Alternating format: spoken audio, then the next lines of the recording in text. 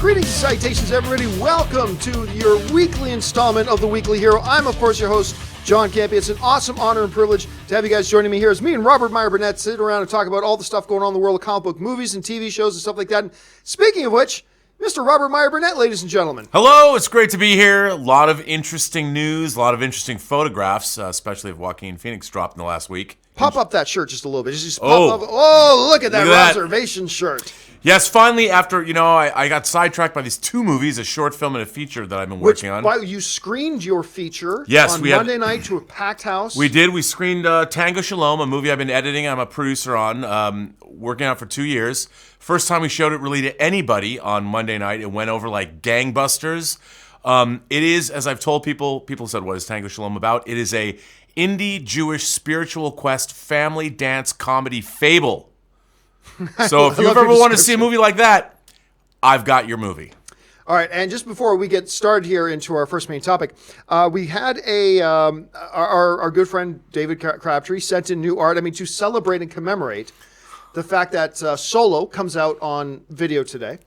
Yesterday. Yesterday. David sends in this image for the Weekly Hero, which is just another great, just a great thing at it. And he put the whole Weekly Hero thing and the whole Star Wars motif, which I thought was really clever and really cute. So thank you again for that, David. We really appreciate that. I think that looks great. And yeah, we were doing something else today to commemorate the releasing of Solo, a damn fine movie, by the way. I liked it too. Yeah, to commemorate Solo, but we'll get to that in just a little bit. Let's start with this. This past week, we've been getting more images of Joker, the Joaquin Phoenix thing. Now, there's even a little bit of a video clip set out of some kind of a scene being shot in a subway and getting a lot of stills and stuff like that. And I'll tell you what, Robert, when they put out that first video of just Joaquin Phoenix with the regular face, with the music playing, then he smiles, and then they kind of project clown makeup on him, and then they have him the clown makeup. I didn't love the clown makeup. Didn't really work for me. Then I saw it in a little bit of context. And I remember thinking to myself, oh my God, this is freaky as hell. If you're somebody who's got a phobia of clowns, and I know a number of people who have a phobia of clowns, this will freak you out. What was your response when you saw these pictures and these images? Well, I had the same reaction as you did to the video. I didn't understand what they were going for. Right. But as soon as the picture was released of him in the Joker out in the classic, it was an amalgamation of different Jokers we've seen, but he is the clown prince of crime. Yeah. And it was sort of an amalgamation without the Heath Ledger scars, and who knows where he's going to wind up at the end of the movie. This could just be the beginning of the movie. Then they've released a photograph of him as a full-on performing clown. I'm not even sure that was. I'm still not sure that was him. Oh, it might not be him. Sitting on the box. Yeah. I wasn't sure if that was actually him or not. So if he's you never know, John Wayne Gacy clown, it could be really. I love the way it looked because I don't want to see. We've had the Jack Nicholson, we've had the Cesar Romero, we've had the Heath Ledger, we've had the Jared Leto. The Jared Leto, I even liked that. It was interesting. So I like the fact that we're getting a different iteration, a different actor. If you were never really here, Joaquin Phoenix was scary as heck in that movie. And I bring that on. I can't wait. All right. So one of the big questions that's been coming up with a lot of people, and especially since these pictures have been coming out, I've been getting a lot of emails, messages, both in the live shows and in Twitter saying, John, what if everybody really likes this Joaquin Phoenix Joker, which, look, everyone's going to like the Joaquin Phoenix Joker, whether they like the movie or not, but I think it's safe to say everybody's going to like his performance. That much is almost a given. But if people like his Joker, number one, it's on the negative side of things, people isn't that going to make things awkward for the rest of the DCU and then moving forward with this Jared Leto thing, having another Joker that people like? On the other side, a lot of people saying is, could they then do a sequel, and could they then tie this into the DCU with Batman's new origins and stuff like that and all that kind of nonsense? Now, I'm going to tell you what I think on this, and then I'm dying to hear what you have to say. On the one hand, I don't think this is going to cause any problems for the Jared Leto Joker. I think everybody knows this is a different Joker. Right. It's a completely different universe. It's a different world. They're different. It's like people liking Heath Ledger's Joker did not put the Jack Nicholson Joker in an awkward position. No. Right? Because they're different things. We know they're different things. That's fine. But also, I feel pretty strongly about this, and maybe I'm wrong, but Jared Leto does not sign up for sequels. Jared Leto does not sign multi-film contracts. We know that's one of the main reasons he walked away from the Doctor Strange negotiations, because at the end of the day, he didn't want to sign a multi-film deal. And part of the reason I've been getting excited about this Joker thing is the fact that finally, something that doesn't have to be connected to a cinematic universe, a true, standalone, individual film, one-shot story, which is something that I love. And this whole notion of, well, if you like it, then you undermine all of that and just tie it into a cinematic universe. I just don't think they're thinking that way. I think they're approaching, and one of the reasons they got the director involved that they did, and one of the reasons they were able to get Joaquin Phoenix involved, was because they convinced them this is not a part of the franchise. This is a true, standalone, individual one-shot story that you have complete freedom to tell your story and not worry about any of that other nonsense. So that's what I'm thinking. So I'm thinking the results of this Joker movie are going to be fairly minimal on the rest of the DCU. But I've been itching all week to ask you what you think about that. Well, I think this film sort of came out of nowhere. Very much out of nowhere. I mean, it really was dropped very quickly, which leads me to believe that a filmmaker came in, probably with a script, had Joaquin Phoenix perhaps already attached or interested, brought a package into the studio, and it was so irresistible that they put it into production right away. And look, as a comic book reader, how many Joker stories have I read? How many Elseworlds stories have I read? There's no reason, just because there's the Marvel Cinematic Universe, that the DC characters have to be in some cinematic universe. I'd love to see a one-and-done Joker film, a seminal look at the Joker's origin that is really interesting. It could be a great character study. Look at we had movies like Taxi Driver. The Travis Bickle character could be a Joker-esque kind of a character. I mean, you never know. So depending on how this is approached, and I think I'm going to trust the studio on this one. I think they know what they've got. I think they've got some lightning in a bottle here. I think the story's going to be really compelling and something unexpected, and we're all going to be very, very surprised by it. And it's been interesting watching the reaction online to people that I'm like, oh, I saw the picture of the Joker. I put on my Instagram, I'm like, oh, I'm in. And then all these people are like, well, I'm not. Well, why? Why wouldn't you be in? Like, there's been so many different iterations of the Joker. What, that he's wearing a painted clown mask? He hasn't fallen into a vat of chemicals that burn those colors into his skin? What does that have to do with anything? If the character is great, if the script is great, and you're going to get a crazy Joker, go back and look at how Heath Ledger was received. Nobody liked that. It's so weird that people are like, I don't like that. How do you know? Why not wait and see? And one of the funny things is that, look, a lot of people, understandably, I have liked the DCU movies, but I'm also the first one to point out all the ways they've been dropping the ball left, right, and center. Me too. It's fair to say there have been struggles with their DCU, but Warner Brothers, take DC out of it for a second. Warner Brothers is a hell of a studio. Yeah. They have made a lot of Academy Award-winning films. They know how to do these one-shot films. I'm actually quite excited to see what they do when they just kind of take a DC character and say, forget the DCEU, let's just apply our regular filmmaking talent and people. Martin Scorsese got the ball rolling. I'm pretty sure he's the one who got Joaquin Phoenix connected in the first place. But he got him involved, you bring it and you approach it like a traditional film.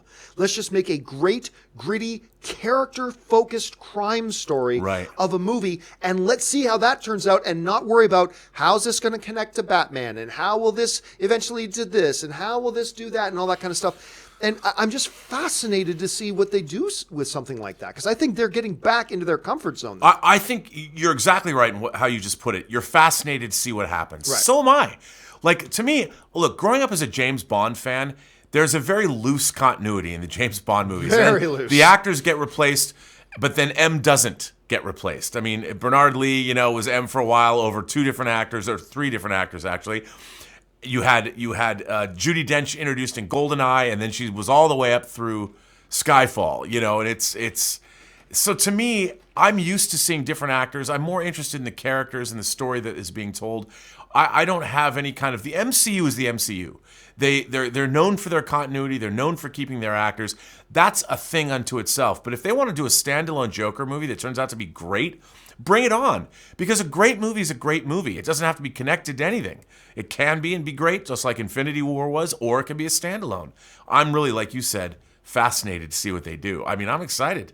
Okay, so let's say if we kind of think that the success or failure of this movie is not going to have a lot of impact on the DC Extended Universe, the franchise, because I believe they're really going to be separating it out. Okay, let's say they do this like it looks like it's going to be a complete standalone one-shot story, and it works.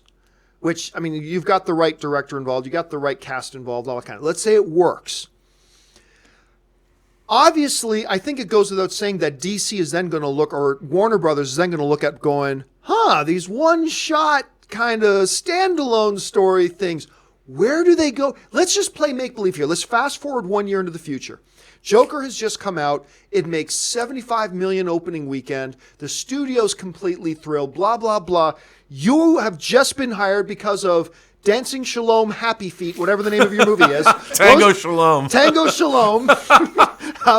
Because of Tango Shalom, Warner Brothers like, we got to get Robert Meyer Burnett as the head of studio. You're not head of studio. And they all come to you and say, well, clearly this Joker thing works. What should we do next, Mr. Burnett? What are you telling them to do? Well, look, the first thing you do is you have a hit film, you want to repeat that success. That's what you do in the entertainment business. Now you have two options.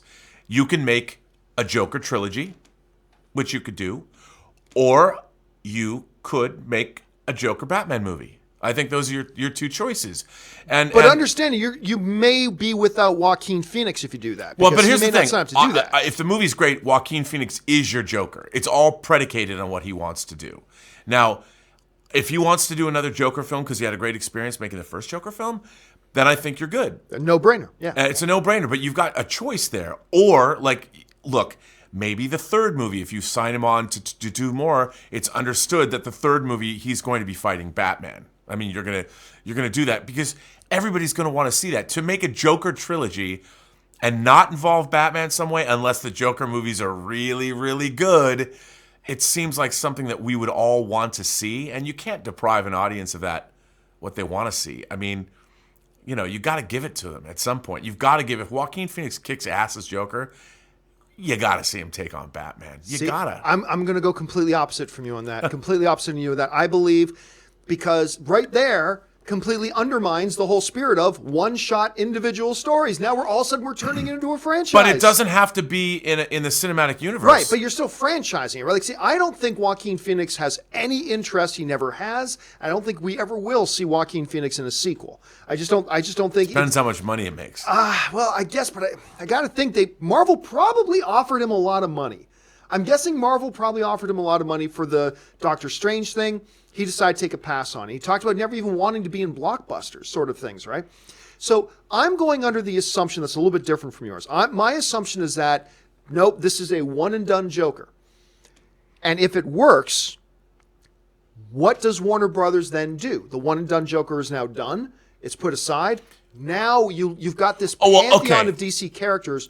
Where do you go next there? What else could work as a standalone film? Now, if you're putting it that way, and he's not coming back, if Joaquin Phoenix says absolutely not, I think it's going to open up the DC universe the way it's never been opened before. I know that, like Greg Berlanti, a friend of mine was actually working on this, was trying to make a Booster Gold movie. I remember this. And I think, while I don't know where that is now, I think a character like that, they're going to look into their deeper catalog. Weren't they trying to do like a Booster Gold, Blue Beetle, buddy cop movie sort of thing? Something like that too. Yeah. And you could see that happening. The blue and the gold. You've got, who wouldn't want to see something like that? Again, it's going to allow interesting filmmakers, interesting actors to come in and do these movies and not be tied to franchises, not have to sign 6-picture deals. And I think it'll make it much more attractive. They'll be much more experimental. Yeah. They're not tied in. They can do an R-rated movie. They could do a PG-13 movie. I think it's going to be really exciting. If this movie does work and Joaquin Phoenix has no interest in coming back, it's really going to open up the playing field, I think, in a huge way. And the only people that are going to benefit more than the studio is we, the audience. So I think that's great. Completely agree. And one of the things I would hope they would do, like let's say the Joker film works, they want to do more of these things.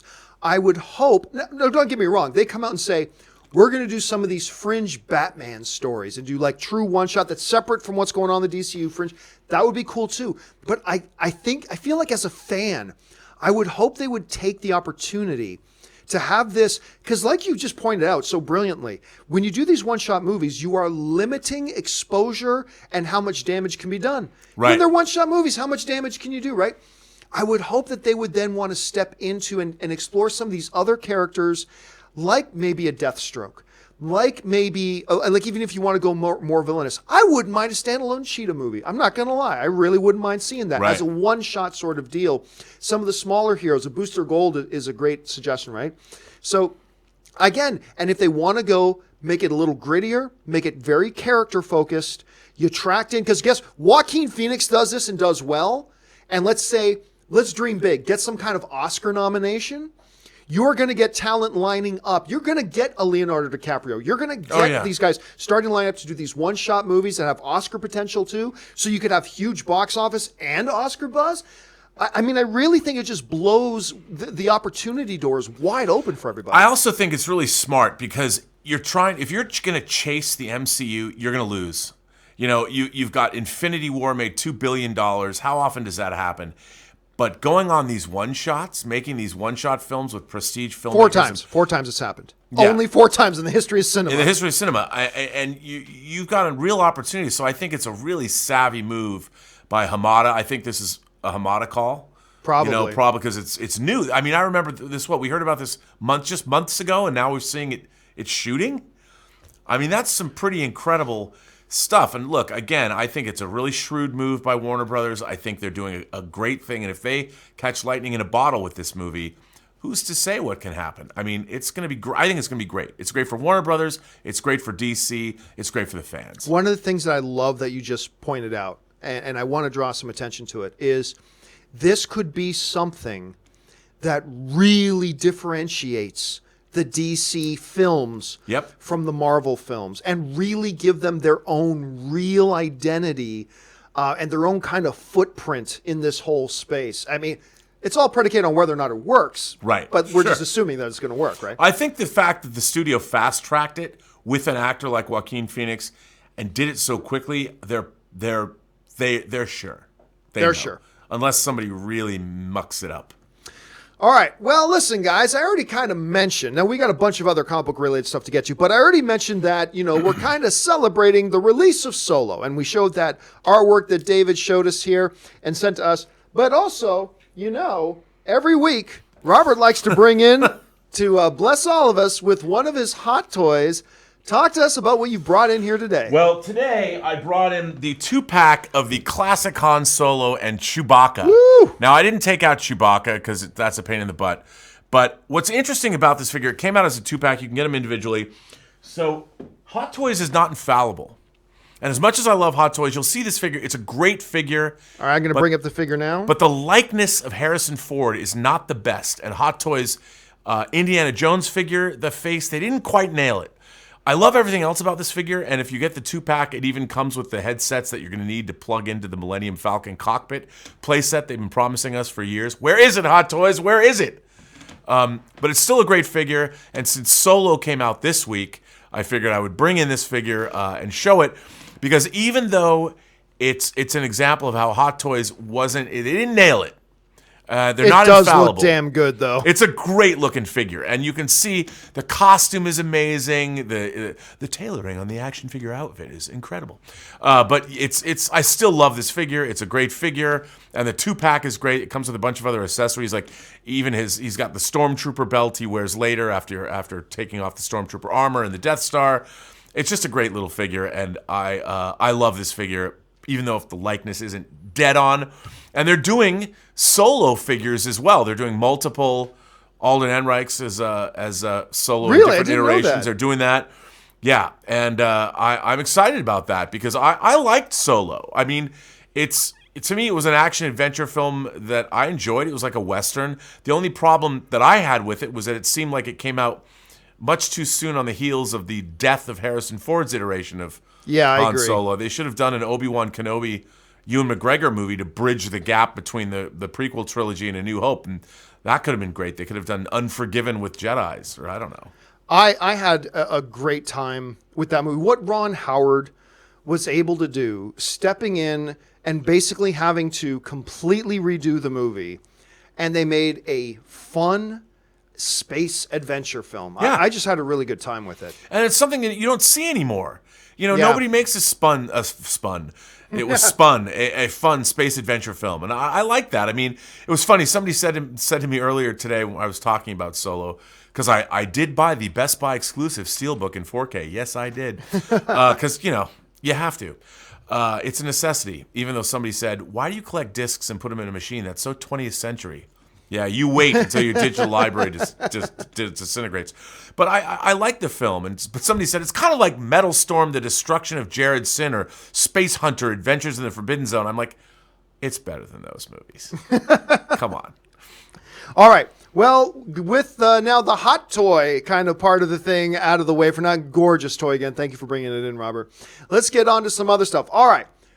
Speaking of DC, they have a little bit of a reputation of announcing 55 different movies and 53 of them never happening, or bringing on 32 directors and 28 of them leave, or something like that. One of those films was a movie that was actually announced 2 years ago with a Margot Robbie-led Harley Quinn Birds of Prey film. It's been talked about for a very, very long time, and like everything else that's DC related, it kind of became a part of, I don't know if this is actually going to happen. Well, the other day, they announced an actual release date, February of 2020, just a couple of months after the release of Wonder Woman 1984. Kind of taking a page out of Marvel's book for just a few months later having another release. They're releasing Birds of Prey. They've announced a couple more cast members. The one to me that stands out that I am thrilled with is from Scott Pilgrim vs. the World and from many, many, many, many other things, the amazing Mary Elizabeth Winstead. Winstead is playing Huntress, which I love. Your thoughts on this whole thing? I mean, I can't wait. I really like her too. Isn't she also John McClane's daughter? Oh, she was. She was That's John right. McClane's That's right. grown-up daughter. I love her as well, and I think she's a great choice. And the fact that they're doing sort of an all-female Birds of Prey film with these great actresses is awesome. I am not one of these Comicsgate people. I'm like, I don't understand why anybody doesn't like all different kinds of creators and all different kinds of films and stars and people in movies, because the more diversity to me, the more interesting stories we get, the better off we all are. And I love the Birds of Prey. And I've always loved Huntress. What a great character. The Huntress, I think the first Huntress I liked was the Huntress from Earth 2. That goes back a ways. But I would love to I can't wait to see that movie. Bring it on. I want it to be great. Please be great. I remember the first time I really read Huntress, that I took notice of Huntress, was, I keep forgetting the name. I think it was Contagion. It was the Batman series where Gotham becomes quarantined. Right. Because everything's going on. Everybody had to get out or you're stuck there forever. It's got a lot to do with the Penguin becoming kind of the underlord, all that kind of stuff. And Huntress becomes one of those key central figures. Yeah. And that was one of the first things. Mary Elizabeth Winstead, though, and then she was in that Cloverfield movie with John Goodman. Yeah, and she was great in that. She was so good in that. I think this is really cool. Now, she's not the only one. They also cast their Black Canary, Journey Smollett Bell from True Blood. Who I love, too. Oh, really? I never really watched a lot of True Blood. Tell me about her. She's hot. Ugh. Well, that's obvious. You see that from the picture. I shouldn't just say that. I do not mean, by the way, she's also a fantastic actress. She's been in a lot of other great stuff, too. But, I mean, I think what a cool choice. And, they're really doing a good job finding. See, it's funny. I don't want to be in our era to denigrate, to still the actresses I like down to being hot. She's a great actress. I don't like actresses just because they're attractive. I like actresses that are really talented and bring a character to life in a very unique way. But yeah, I can't wait. And what a great cast. I'm looking forward to it. I mean, I'm a little torn by it. I'm going to be honest. It's not the casting, because I love Margot Robbie as Harley Quinn. The casting of Mary Elizabeth Winstead is fantastic. I don't know much about Journey myself because I wasn't a big True Blood. True Blood is worth. I mean, a lot of my friends love True Blood. It's worth watching. It's really good. The first thing my friend tried to sell me on, he goes, "Look, man, if you're looking for a TV show that's kind of a full-out orgy in a cemetery, you got to check it out." And I'm like, and that was my first exposure to True Blood. Somebody telling me last night's episode was great. It had a full-out orgy in a cemetery. It's like, what? And Michelle Forbes comes back, who played Ensign Ro on Star Trek: The Next Generation. She's amazing. She used to be my next door neighbor. I forgot about that. You used to live by her? Yeah, it was very. I'll tell you. Can I give you an aside? Can I tell you a funny story? So I had heard that they were going to make the Battlestar Galactica TV movie Razor and bring her back. Right. And she'd already died. Commander Kane or Admiral Kane, whatever, in the Battlestar Galactica series had already died. And one day she's over having wine with my downstairs neighbors. And I was there. I was hanging out with her. I go, you're going to be on a new Battlestar Galactica movie. And she was like, no, I'm not. My character's dead. And I said, no, you're going to be. And about like 6 months later, she knocked on my door. She goes, what else is going to happen with my career? What? How is this? How did you know this? So that's my Michelle Forbes story. All right. But she was a great villain on True Blood. Let's go on and talk about this. This was something that was kind of a big topic yesterday, on here again today. Everybody knows I am the guy who has been waving the Venom flag. I've said all along, this movie might suck. Absolutely could completely suck, yes. But come on, guys. There's potential here. There is upside here. This thing could be really good for reasons A, B, C, and D. Yes, it might suck, but at least acknowledge there's some potential here to be good. I have lost all my enthusiasm. It's all gone. It's all been flushed down the toilet because Sony has decided to hide this movie. They're lifting the review embargo Tuesday night, October 2nd, which, by the way, it opens in a whole bunch of markets on October 2nd. A lot of film critics are not being even allowed to see the film until October 3rd, which is the day after the review embargo officially, and only 24 hours before the movie starts to play in theaters, because it says its official release date's October 5th. Everybody knows that really means Thursday, October 4th. Right. So that, and it's like, this is a movie, I'm not going to repeat my entire rant that I had yesterday, but just the highlight was this. This is a movie that they know needs every bit of positive buzz that they can get their hands on. You would think 100% if they thought this movie was any good, they would have released it for people to see 2 weeks ago and ride that momentum and all that kind of stuff. So for me, I have completely lost my enthusiasm. Now, the movie could still be great. A lot of people point out, John, a year ago, one movie a year, but it lifted its review embargo only like 72 hours or 48 hours before the movie lifted, and that movie turned out to be great. Yes, it did. That is a good exception, but it's an exception. Most of the time, this spells disaster. Now, I proposed, Robert, and I want to know what you think about this, that aside from the only option I see that's viable here is that Sony has no faith in this movie, Sony does not believe in this movie, and Sony's trying to hide this movie. The only other possible option, an alternative to that reality I see, is Spider-Man. What if Spider-Man actually does make an appearance in this movie? Or Tom Holland, or Thor, or Iron Man, or any character that suggests a direct connection between the Sonyverse and the MCU. I propose, and I don't think this is the case, but I propose that if that was the case, that to me becomes the only viable justification for hiding the film until the last minute. If we find out Spider-Man's in this film, which I do not believe for a second, but if that's what happens, I will say that explains it. That's totally justifiable. I would see that as a complete justification for the notion of not showing these characters or not showing this movie to critics earlier, to not letting the reviews come out earlier, to hiding film. To me, that's the only thing. First of all, if that were to happen, actually a whole bunch of questions. Hence the PG-13 rating. Yeah. Number one, do you think that's what's happening? Number two, if that's what's happening, does that justify holding off on the reviews? And number three, well, I'll get to number three in just a second. Tell me what you think about this whole thing. I think you might. Here's the thing. It's one of those two things. Either the movie is not that great, and frankly, I haven't seen anything in the trailers. I mean, it piqued my interest, but the last trailer when they showed more of Venom, I was like, for me, my favorite word, verisimilitude, that's out the window. It reminded me of kind of like the original Spawn movie. It looked a little goofy. And I know Venom is a goofy character, but I was hoping they were talking about how it was going to be this really horrific, dark look. Well, I'm bemused by what I've seen from that film.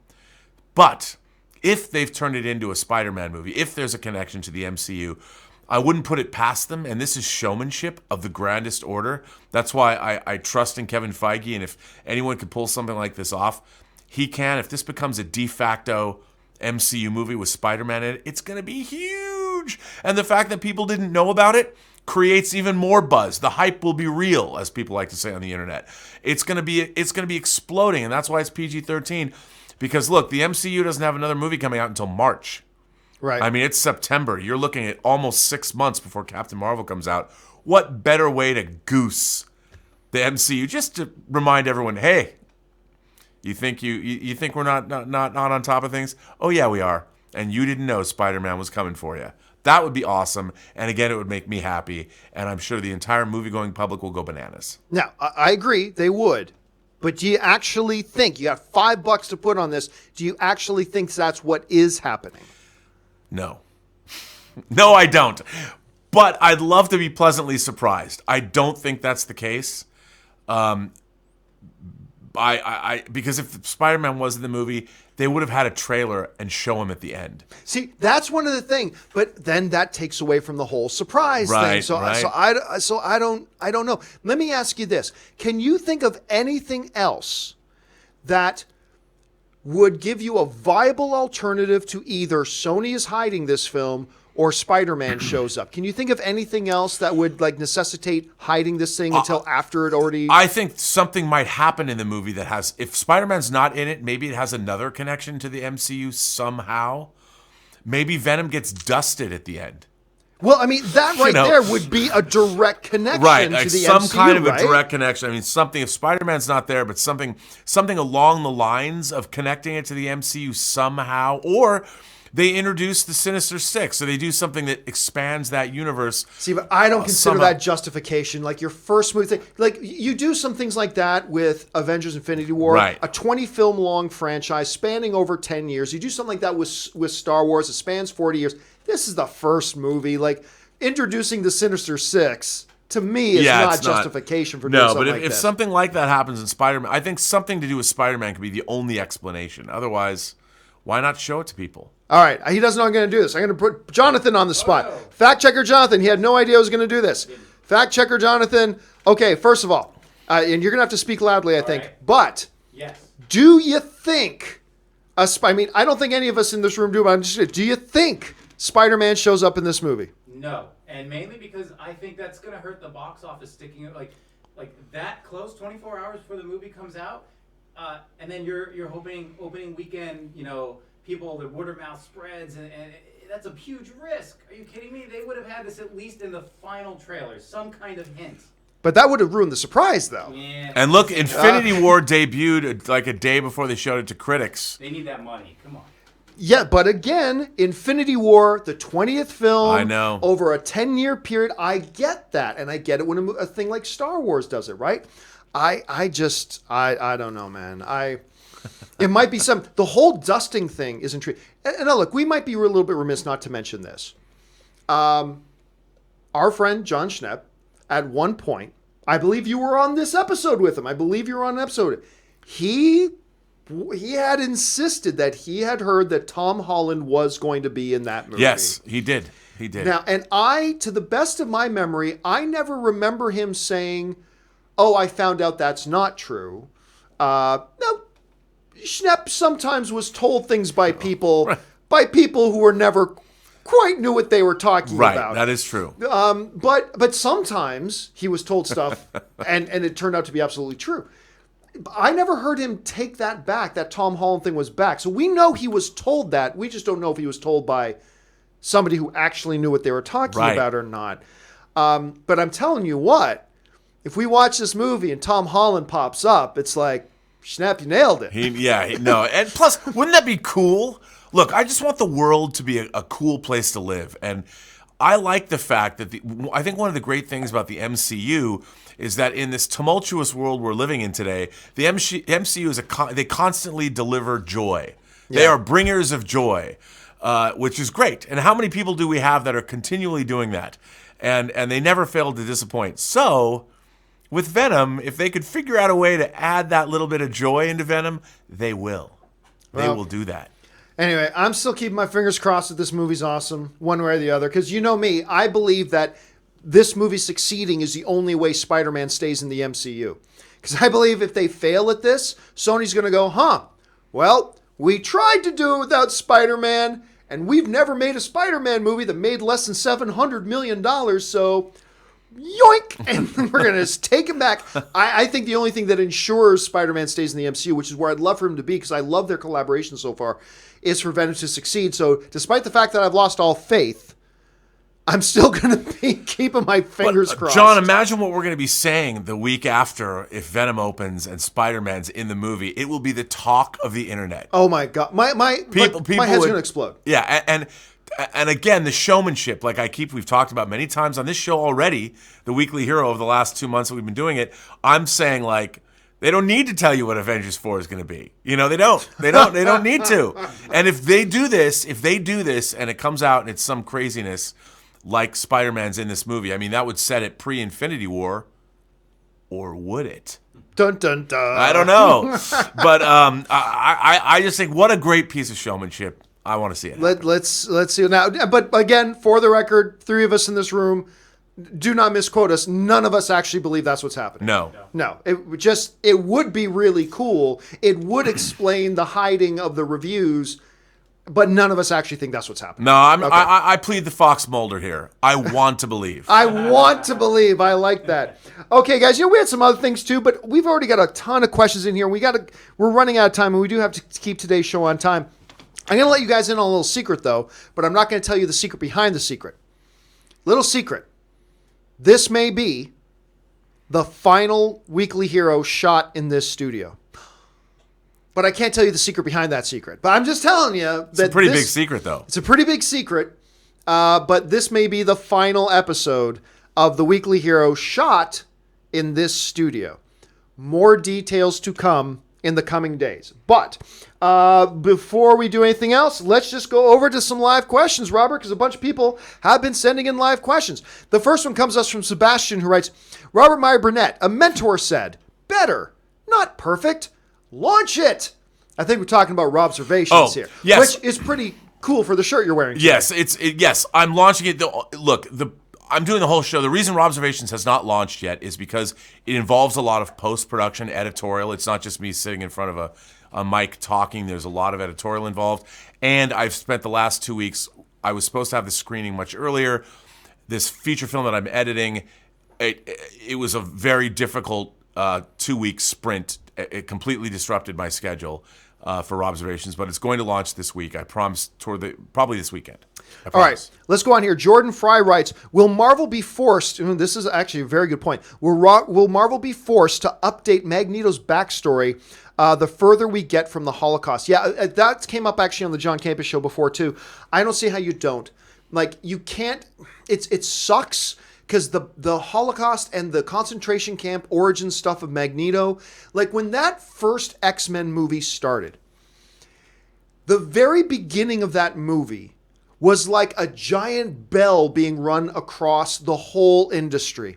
When that comic book movie, and everybody forgets what comic book movies were like before X-Men, but when that movie started with a scene in a concentration camp of a kid being torn from his family, that was a huge flare going up in the air to say, guys, this industry's different now.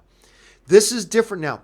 It sucks that we may have to say goodbye to that origin, but the reality is, the further ahead in time we get, unless you want a 90-year-old Magneto, right, we got to change that backstory, which hurts my heart a little bit, but I understand it. I do. I get it. I understand it. Some people have written in and suggested, what about having Magneto as like a product of the civil rights movement or something, some other thing? I'm not really sure. But my feeling is, unfortunately, you do have to change that backstory. What do you think, Robert? I agree. And I think, look, they've also, I believe in one of the X-Men movies, they talk about mutants aging slower than Homo sapiens. I do not recall that. I think they did at one point, but they're going to have a real problem when they reboot everything and move it over to the MCU.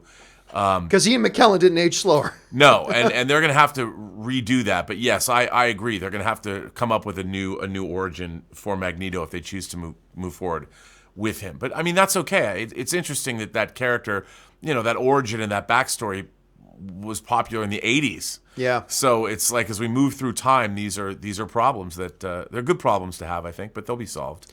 All right. Ben Hayusa writes, first time here. Well, thanks for being here, Ben. Rewatched Black Panther and Deadpool 2 back-to-back the other day. That's a good day. Two of my favorite movies of 2018 so far. Still more to come on that list. I mean, you're right. This has been I feel like we're saying it every year lately. This has truly been a fantastic year for comic book film. We're talking about Black Panther, Deadpool 2, Avengers, Infinity War. You're talking about Ant-Man. We still got Aquaman to come. It's been a great year to be a fan of these films. And because it just dropped and you just brought up Black Panther, can we just talk about that Creed 2 trailer? Come on, that's like the Infinity War of the Rocky franchise. So good. Seeing Drago, it looks so good. I love Creed. My favorite line of that trailer, and there were many good lines in the trailer, and many great shots of Dolph Lundgren and everything. But the line of the movie, or the line of the trailer to me, is Rocky saying, "He hurt me in ways that ain't ever been fixed." Oh man. Oh. So good, man! It was so good, and that could be emotional too. His emotions. He was never the same man. I was like, Rocky 4 was my least favorite Rocky movie until Rocky 5, actually, because I thought it was a little silly. But now, I mean, come on! I love Michael B. Jordan. I loved him when I first saw him. I think on Friday Night Lights was the first time I saw him, and man, his sculpted physique and just his delivery and his intensity. He's just a great actor. And I just hope he whoops that guy's ass. I want to see Drago's son go down. I'm so excited. I'm like, I want to sit ringside. Can I buy tickets? Oh, it's not what if I can change? And you can change. Oh, yeah. And everybody can change. All right, let's move on here. Man, it looks good. It looks so good. Marvin Just 17 Now writes, what is the common reason for a sequel to a film having a drastic change in tone? For example, The Amazing Spider-Man 1 was grounded while the sequel was very comic booky. The first got good reviews. Why the change? Well, I first of all, I would say this. It's a good question. You should never be afraid, like, it worked before, just do it again. I never want my filmmakers to kind of have that mentality. Like, be willing to change things up and to move things along and stuff like that. I think they did want to try going a little bit more fantastical with The Amazing Spider-Man 2. And look, here's the thing. This is something we do, Robert. I don't know what you think about this, but this is something I've noticed that we as film fans do a lot. Right. We tell our filmmakers, take risks. We want our filmmakers to take risks. If you're going to ask filmmakers to take risks and to progress and go outside of whatever box they have, that means sometimes it's going to work, and it means sometimes it's not going to work. That's the nature of change and risk. So what I find that we as film fans do, I'm guilty of this, you're guilty of this, we all do this, is that when they take a risk or do something different or step outside the box that they had been operating in, and when it works, we go, oh, hail, they took risks, they're gutsy. When it doesn't work, we go, why did they change? We got to be willing sometimes to accept that, hey, the filmmakers tried doing something different than they did before, which is what we're always asking them to do, and it didn't work. We don't pretend like it worked just because they took a risk. No, if it failed, then we call it a failure. But let's at least still give them credit that they tried to do something a little different. I was nowhere near as much of a fan of The Amazing Spider-Man 2 as I was of the first Amazing Spider-Man. Me neither. But even though I will call it for what it is, I will still go, but yeah, hey, you know what? they went pretty big. They went way too far with the Electro character and all that kind of stuff. But you know what? I'll at least give them credit that they tried. And they tried something, and it didn't work. Let's not pretend it worked. It didn't. What do you think? Well, and also, The Amazing Spider-Man 2 was certainly not, Mark Webb. The first one, they wanted to change it up, and I really, even though you had the lizard in it, the tone was there. Mark Webb probably didn't have the kind of control that a lot of filmmakers would have. Sony controls, those executives control the Spider-Man franchise. These are huge money-making films, and Mark Webb did a great job with The Amazing Spider-Man. He took on the mantle of Amazing Spider-Man 2. I am sure the studio dictated a lot of the choices made in that movie. And as anyone who's never made a film knows, or doesn't know, it's very hard to create a tonal consistency in a movie like Amazing Spider-Man 2 when you have Electro in it, the character. Jamie Foxx, if he was playing it more down to earth, maybe so, but it was clearly a character performance that was inspired by not gritty realism, but over the top. But you know what? They blew it with that character before he even became Magneto. Like both halves of that character, the regular Electro? Human the human side of him, just the regular. Was completely ridiculous to watch, and then they went way too over the top with them in the Electro form. It just failed on every level. I agree with you, and that's comic book movies are no longer like that. It was like we were watching a throwback to a film that was made like 1998. And it's too bad because I really love Jamie Foxx. I think he's a tremendous actor, a tremendous talent. But I think that, he wasn't served well by that material. And it's, again, they want it to be, everyone figures, well, if we did it once this way, we've got to make it bigger the next way. Let's go bigger and badder and add more villains and all that. And that's not always the case. Yeah, and look, hey, sometimes it works, but it's not always the answer. That's why I love when MCU will change gears and go to an Ant-Man. It's about a dude trying to save his kid, and I love that. And Ant-Man is not expected to make $1 billion. Right. Ant-Man is expected to do what it does, and they know that, which is great. The expectations are managed. MCU makes an Infinity War for $2 billion, then makes an Ant-Man and the Wasp and can make $500 million worldwide, and they're happy. That's how businesses run. All right, let's move on to the next question here because we're already starting to run out of time. Ben Hayusa writes, so 2 Origin comic movies twice in a row in 1 year. Venom with no Spidey this October and Joker with no Batman next October. Joker is going to surprise everyone. Honestly, I don't know how much he's going to surprise everyone because I think a lot of people are starting to realize this is going to probably be pretty good. So I don't know if that's going to take the way it's spread. Do you think people will be surprised by it, or do you think people are going to be kind of conditioned to just kind of expect this to be good? I think when people say surprise, I think he's more talking about maybe the fans of the comic books. Like I've always gotten mad about when people expect a movie's way different than a comic book. You cannot expect a movie to be an exact translation of a comic book because that wouldn't work at all. And you have to make a film translate into a character's got to exist in the real world. There's got to be some kind of grounded. You have to believe that character. Audiences have to believe. Now you can do some very hyper stylized things like The Spirit, which was awful, or the first Sin City, not the second. But the first Sin City creates that reality. Yes, and it sticks up for it. I mean, and that was a very stylized, great adaptation of the comic because that's how the comic book was, and it did a great job. But if you have the difference between Halle Berry's Catwoman and Anne Hathaway's Catwoman in The Dark Knight Rises is a really interesting dichotomy, or Michelle Pfeiffer in Batman Returns, how to do different characters with different tones, even though the character's the same.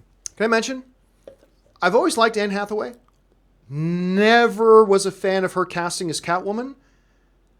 And then I think she was my favorite part of Dark Knight Rises. Oh, she was great. She was so good in that. So good. When she says, "There's a storm coming, Mr. Wayne," I'm like, yeah, bring that on. I mean, that's what I want.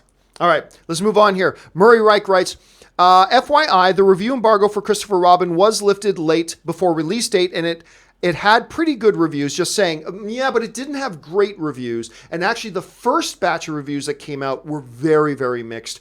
And I talked to somebody from Disney who had told me they really didn't know. They weren't sure. Like, normally when they've got their movie and they know critics are going to like it, they know. They feel very confident. They weren't sure with that one. And they didn't lift the review embargo after it had already opened in some other markets. So it is a different scenario that we're looking at. It's not the same situation. It's a very different scenario. Ben Rayner writes, Sony released a clip from Venom fighting. I'm buying the Spider-Man theory.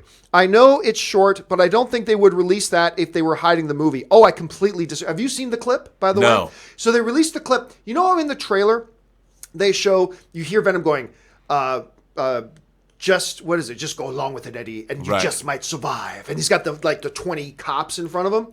They show that clip of him beating the shit out of these cops. Like, very gritty, very violent. But anyway. That's cool. The thing here, though, Ben, is this. That just kind of highlights that they just want to show you very select pieces of the movie. Like, absolutely, if they're hiding the film, they will absolutely flood you with selected little glimpses of the movie that they think look good and not show the whole thing. So I don't think showing us a clip at all suggests that they're confident in the film. Show the film. Lift the review embargo before it opens in some markets. Then I might believe you have some confidence in it. Spencer Smothers writes, the Hollywood Reporter is reporting that Hellboy moved back 4 months. Actually, it's 3 months.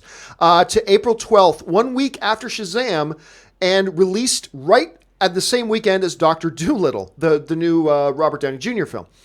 Do we still get a trailer at New York City Comic Con? So yeah, for those of you who have not heard, Hellboy has been pushed from January to April. So it's been pushed 3 months, which is fine.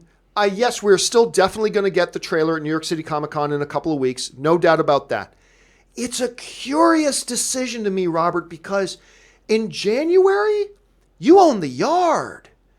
In April, 1 week after Shazam, I got to tell you, I don't see the path to success. I don't see what their strategy here is. I think they might actually believe more strongly in it because January is traditionally people are back to school. And a dumping ground. It is kind of a dumping ground. And by moving it into April, April is sort of the new May when it comes to the summer movie season. Very much after all, yeah. And I think ever since The Matrix did really well in April, they've sort of shifted movies into April. And I think they might have more confidence in the film. But to put it 1 week after Shazam, maybe they're trying to. Hopefully, they want to ride on the coattails of another, hopefully a successful comic book property. I mean, it's weird. Now we're going to get comic book properties butted up against one another. We've got the movie Apocalypse this December with Battle Angel Alita and Aquaman and Mary Poppins all opening on the same day. It's great. Here it is. The 8-day window, an 8-day window. All within this 8-day window, we have Mortal Engines produced by Peter Jackson, Spider-Man Into the Spider-Verse, Alita Battle Angel, Bumblebee, Aquaman, Mary Poppins, Welcome to Marwen, and the Will Ferrell, John C. Reilly comedy Holmes and Watson. Right. All. No, but Ollie, it's Oliver, it's Laurel and Hardy. Yeah. Will Ferrell and John C. Reilly? No. John C. Reilly does have a Laurel and Stan and Ollie. That's right. I'm wrong. You're right. But he's got that with Coogan. That's another one. Right. But there's a Will Ferrell, John C. Reilly comedy, Holmes and Watson, all in an 8-day window. But listen, I like the idea of moving it to April, in theory, because I agree with you. That's kind of the new start of summer. That's showing some confidence. But 1 week after Shazam, I don't know. It makes me nervous. But how much? I mean. How much money have they spent on that in that 8-day window? That's like $1 billion spend right there, at least. Crazy. Man. Crazy. All right. Sebastian writes, my cheap ass got a Blade pop toy for my brother's birthday. I'm telling you what, if I was your brother, I would love it. I love getting pops, in case you can't tell.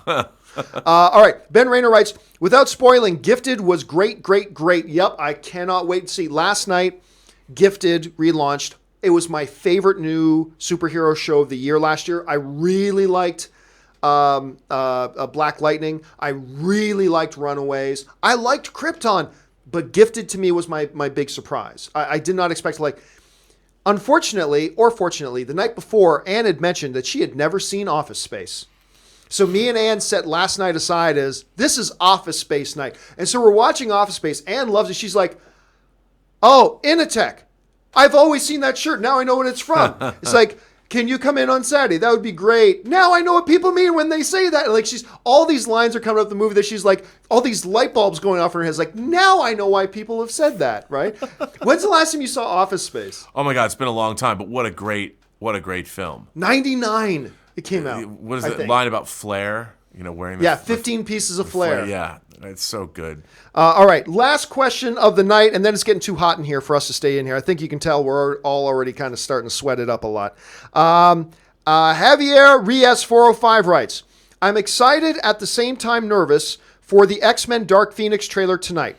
I hope it's at least good, especially for a first trailer. Look, one of the things that I said on the John Campea show earlier today is this. Remember, we're starting to see now in the industry this pattern.